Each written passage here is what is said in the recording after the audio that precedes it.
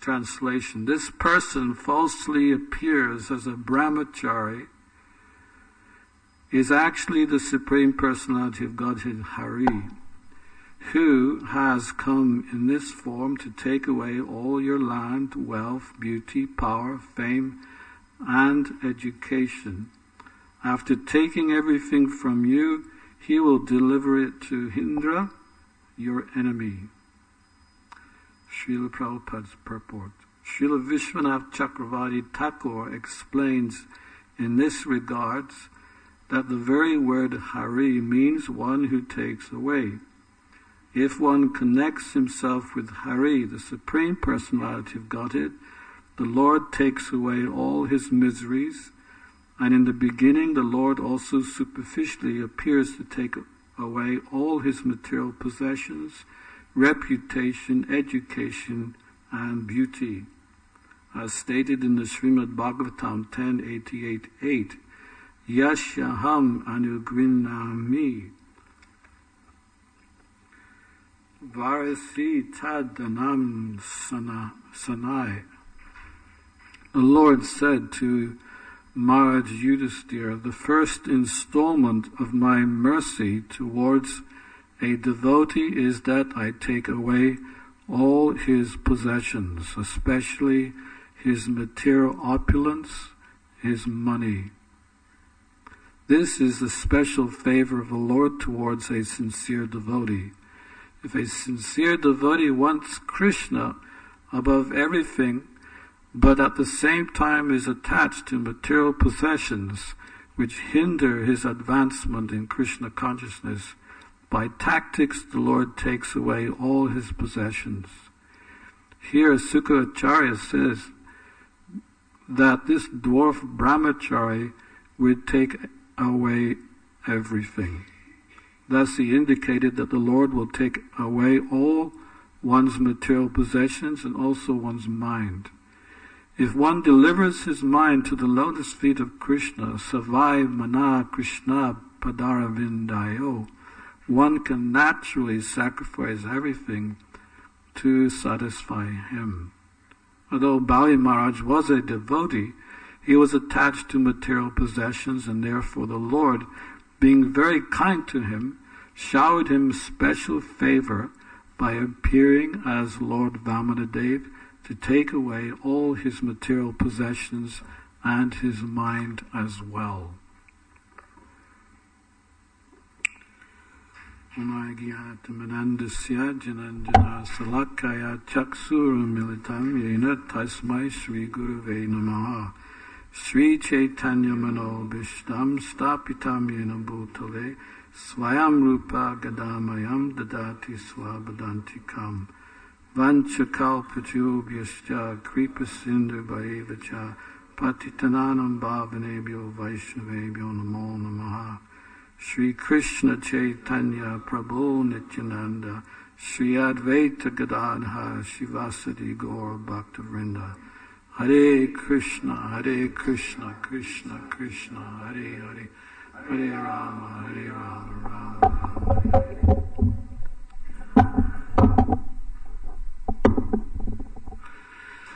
Hare Krishna.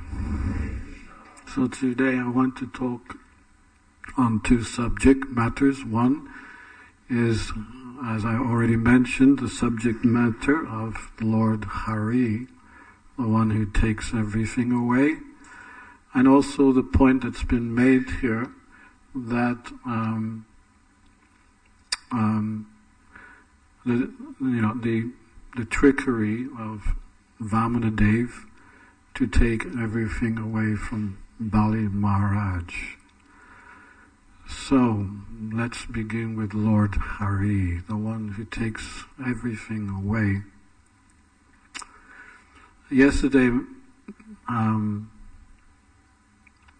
Shivaram Maharaj was explaining the difficulties the devotees had in India in the very beginning of Krishna consciousness.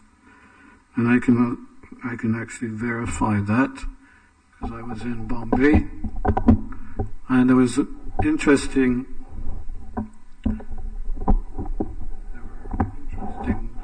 microphones in every temple,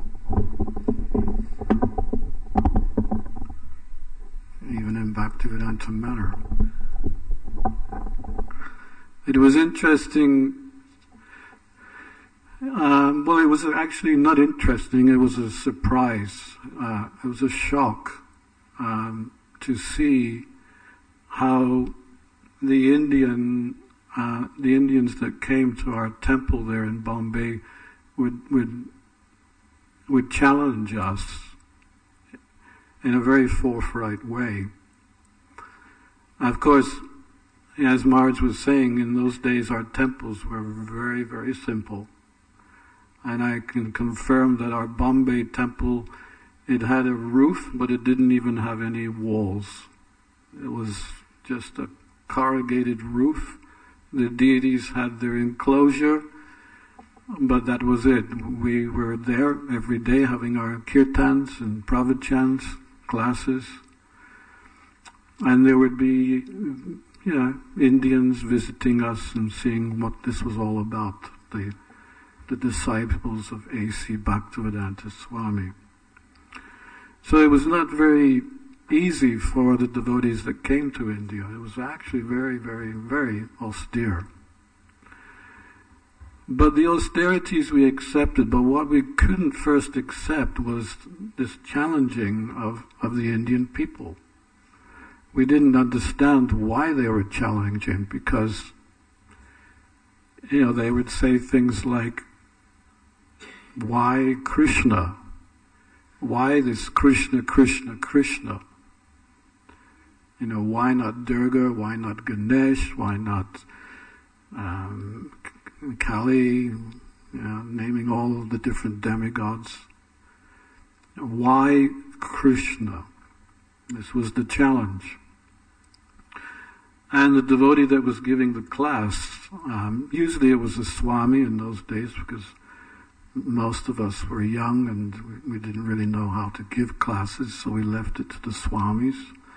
So the Swamis then would come back with, well, why not Krishna if all the gods are the same?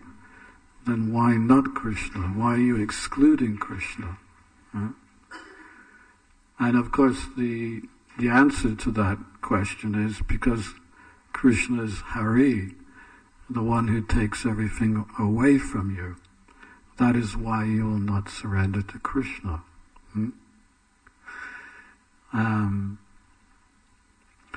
Of course, they saw what facilities we had, and that was the reason why they challenged. Why should you worship Krishna? He doesn't even give you a proper temple. Even the temple opposite was a Hanuman temple. It was far more, opulent than what we had. But little did they know that we had plans to build a big, big complex behind our little Shanti Shack temple. Yeah? And so they challenged like that. They challenged practically every day. And it was actually quite disturbing for us, because we came to India with a mood of assisting and helping Prabhupada to establish Krishna consciousness, and we didn't feel that we were getting much support from the Indian guests that came to our temple. So the interesting thing was when we did finally build that complex, which was a temple, marble temples, golden shringasans. There was an auditorium, there was a guest house. Then the challenging stopped. And the first darshan, I actually noticed a few very big, prominent Bombayites, who had factories and employees in their factory. Their first darshan was like this. Looking at Krishna, thinking, well, where did you come from? And how long are you staying, by the way? Because, they were important people, and this was the first time that there was a temple in Bombay, a Krishna temple. There were many, many demigod temples, but there were no Krishna temples. So, but anyway, it wasn't long before the darshan changed from holding their hands on their hips to then folding their hands before the Lord and saying, yes, you are Krishna and you are the Supreme Personality of Godhead. And I am your devotee. To which today, our temple is the most prominent temple in Bombay. And I was there just last year, looking down from the guest room, and every minute of the day there are persons driving in and attending some function or taking darshan, whatever it was. It's very, very, the most popular temple in Bombay. But this challenge was very apparent in the early days. But you don't even have a temple. Why should you worship Krishna? Of course, when the opulence came, then they understood, oh yes, we should worship Krishna, because, well, look at this temple. And Krishna must be the Supreme Personality of Godhead. So anyway, this verse is explaining how, Lord Hari is the one who takes everything away. So there's a lot of hesitation amongst the Hindus about surrendering to Krishna. And even Prabhupada, he made this point himself, that he said that Krishna, he is present in 10 directions. North, south, east, west, northwest, northeast, southwest, southwest, southeast. I missed one out. Anyway, up, down. So in 10 directions. He was explaining that Krishna has 10 arms. And he said, I tried to save my family and my business with my 2 hands. And Krishna, with his 10 hands, he took everything away from me. And he said he made me a beggar. I was destitute. I had nothing. And then, after some time of making me a beggar, he gave, with his 10 hands, he gave so much that I could not hold in my 2 hands. So he gave this as an example of how Krishna deals with his devotees. That in the beginning, he takes everything away, but then when he sees that we're sincere and we can actually use everything properly in his service, in the mood of yukta vairagya, then he will give everything back, or he'll give at least opulence that will be used in his service. There was an Indian gentleman who came before Prabhupada once in India, and he said, Swamiji, please give me your mercy. And Prabhupada looked at him and he said, no, you don't need my mercy. But 3 times this gentleman asked him, no, I really, really want your mercy. And each time Prabhupada said, no, you do not really want my mercy. But because he then insisted, Prabhupada said, okay, here's my mercy. I hope that Krishna will take everything, all your material possessions away from you. Hare Krishna. And he said, no, not that mercy. And it was very difficult for him. A couple of years ago, there was we have this Time Out magazine here in London, which explains the different places the people can go to enjoy themselves. So in this particular issue, I didn't see it myself, but a devotee mentioned it. I thought it was quite funny. It said in one page that if you want to go to a really nice vegetarian restaurant, then go to Govinda's in Soul Street. First class vegetarian food. And then if you want a new pair of shoes, well, go upstairs to the temple. You can get a new pair of shoes. It was a little bit of a joke, but actually in reality, we sometimes experience that. It didn't happen to me, but many devotees it does happen, that when they first go to the temple, they say, "Oh, I've got to take my shoes off," so they leave their shoes and then go into the temple room. And when they come out after a nice program, feeling really, really ecstatic about visiting, they suddenly find that their shoes have disappeared. This is the beginning of Lord Hari's, what does Prabhupada point out here? What was his formula, or his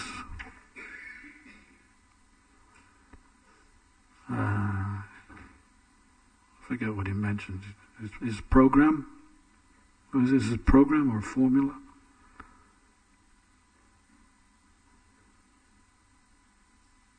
I don't understand.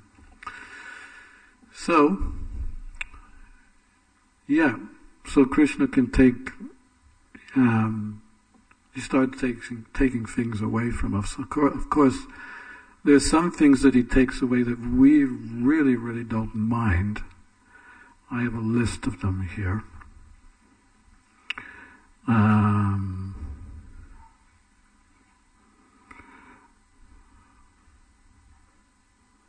He not only steals butter and the gopis' garments, but he will steal what the devotee has that will obstruct him from taking full shelter of him, such as pride, false ego, distress, material attachments. So these are all kind of good things. Oh, we don't mind that, as long as we become a little bit more comfortable in our devotional service to Krishna. But the problem is that Krishna is the best of thieves. He's the king of thieves. And he really knows how to steal the best things from us in order to shake us, in order to wake us up in our Krishna consciousness. Sometimes he will steal things which as it says, he's the king of thieves. He will steal everything from us. Literally everything.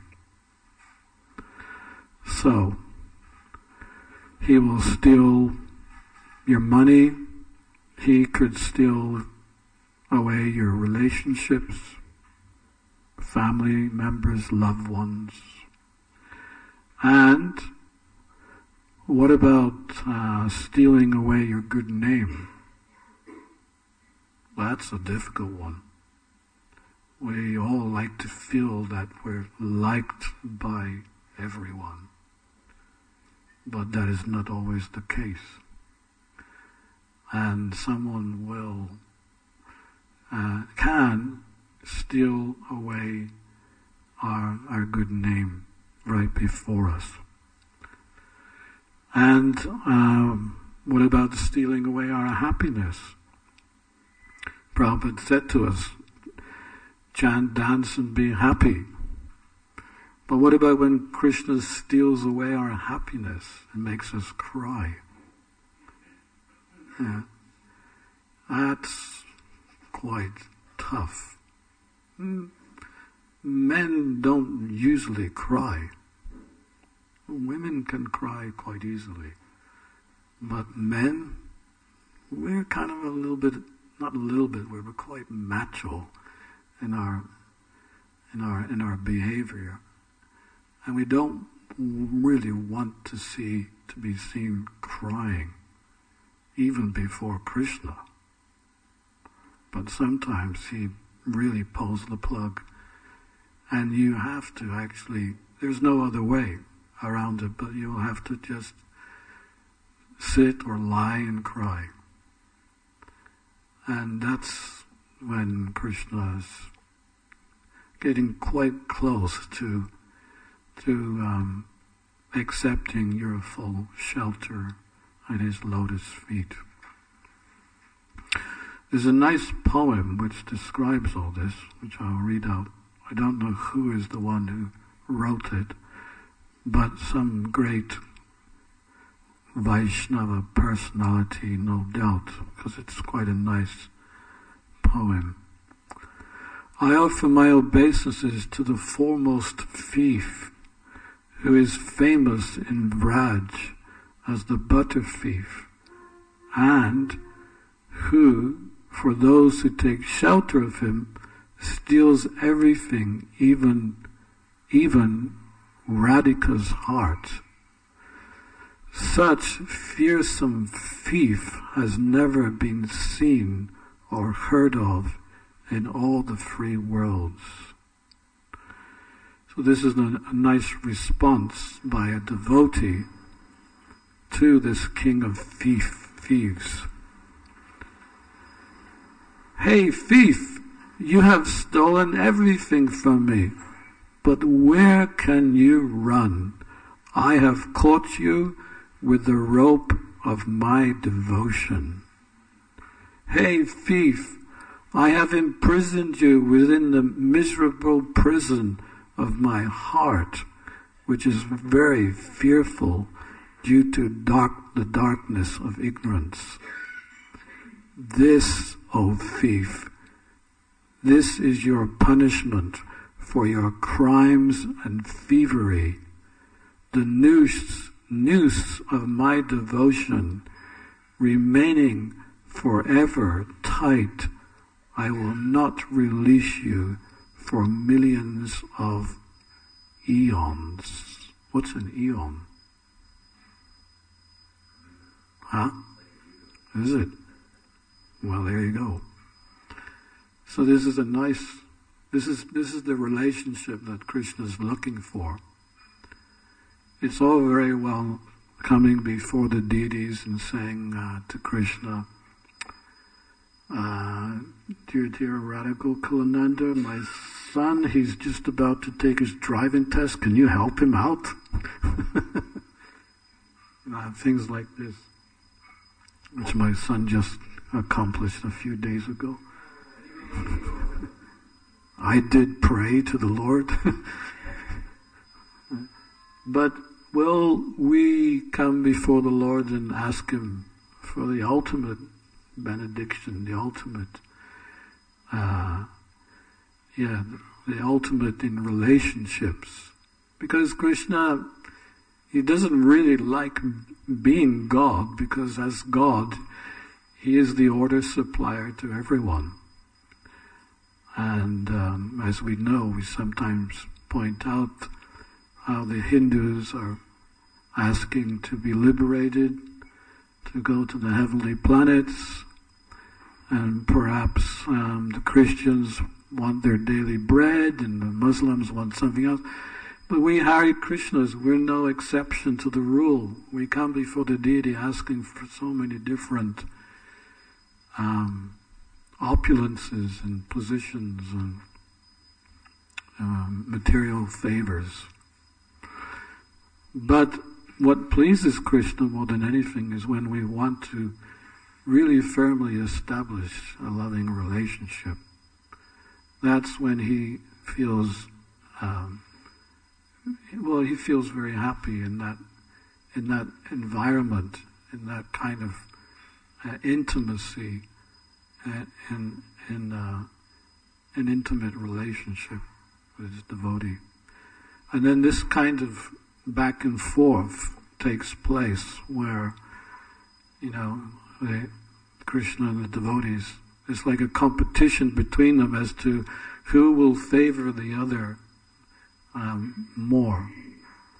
Will Krishna favor the devotee more, or will the devotee favor Krishna more? So that's a sweet, loving relationship, and this is the platform ultimately where bhakti will lead to, if we are sincere. So Krishna has his plan. He has his plan and his justice for us all, and according to how we reciprocate with him within our service, then that will depend on the level of devotion that we will exceed. Sometimes we may feel that there are too many obstacles in the way of me becoming Krishna conscious. That's one way of looking at it, but we could look at it in another way, that these so-called obstacles are perhaps opportunities too, to further our devotion and our relationship with Krishna. So not necessarily should we see them as obstacles, but rather opportunities. That's not easy, of course. It's not easy to see the bigger picture. There are two pictures. There's one immediate picture that stands right before us, which is generally quite terrible, terrifying. But Krishna's bigger picture is so much more pleasing and rewarding than what we could even imagine. So ultimately, of course, in our service, our daily service, we have to try to see things from where Krishna is standing and not always from where we're standing. And that's quite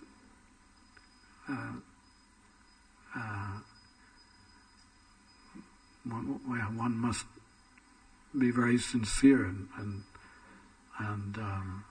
faithful in order to be able to live our daily life in service to Krishna in that mood. But there you have it, Krishna is Hari. So the next time Krishna, Hari, takes something away from you, try to see the bigger picture and see that it's all good. Ultimately, it's all for our benefit. So here, Bali Maharaj is being tricked by Vamanadev. It's interesting that it's pointing out that he has to trick him, because Krishna has the ability just to take everything all in one go. He does it so often with the demons. So why doesn't he do it with Bali Maharaj? Well, one reason is, as it's mentioned here, that Bali Maharaj is not a demon, he's actually a devotee.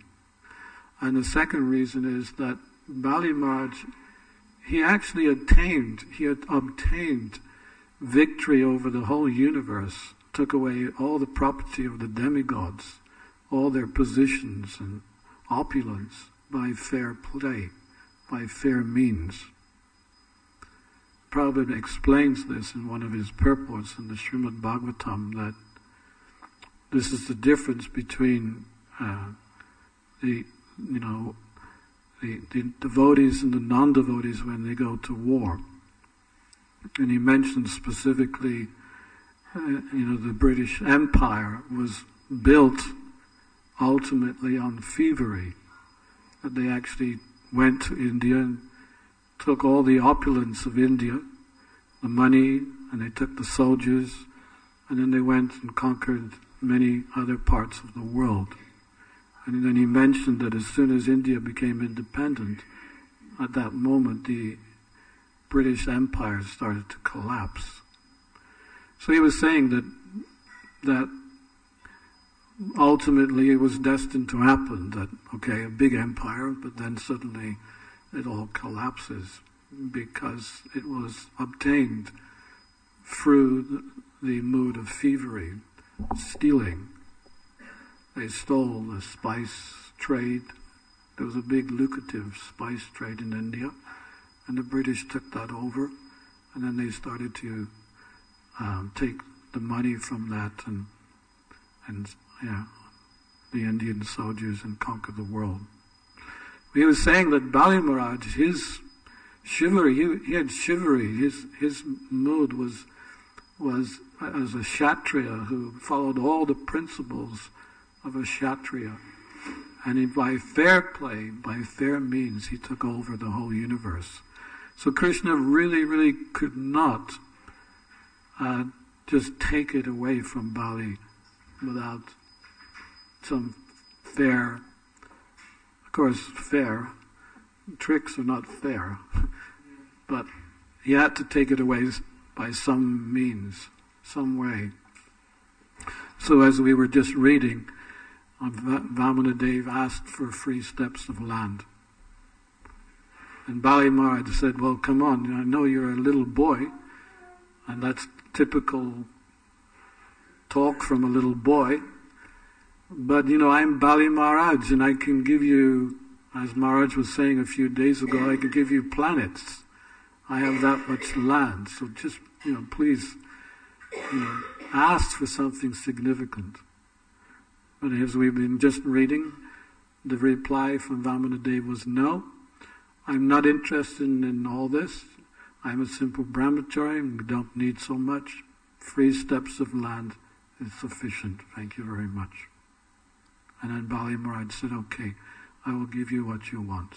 Whatever it is you want, you please take it. Yeah. So this is trickery.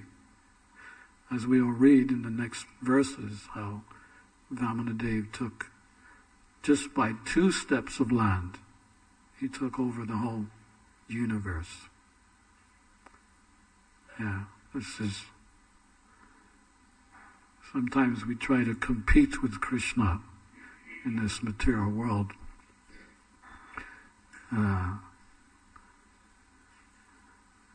We compete in different ways.